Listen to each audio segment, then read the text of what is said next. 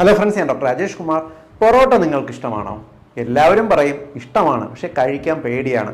ഇത് ദഹിക്കാൻ പാടാണ്, കൊളസ്ട്രോൾ കൂടും, കുടലിനകത്ത് ഒട്ടിപ്പിടിക്കും, ക്യാൻസർ ഉണ്ടാക്കും, അങ്ങനെ 100 കഥകളുണ്ട്. എന്തൊക്കെയാണ് പൊറോട്ടയുടെ അപകടങ്ങളെന്ന് വിശദീകരിക്കാം. ഒന്നാമത്തത്, പൊറോട്ടയ്ക്കകത്ത് ഫൈബേഴ്സ് ഇല്ല, നാരുകളില്ല.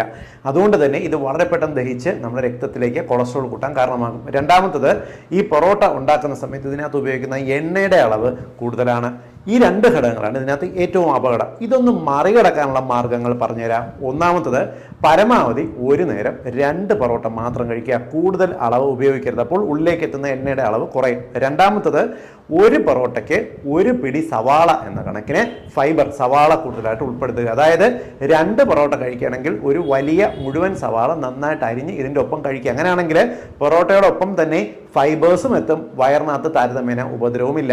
പൊറോട്ട കഴിക്കാൻ ആഗ്രഹമുള്ള എല്ലാ സുഹൃത്തുക്കളുടെയും അറിവിലേക്കായിട്ട് ഒന്ന് ഷെയർ ചെയ്തോളൂ.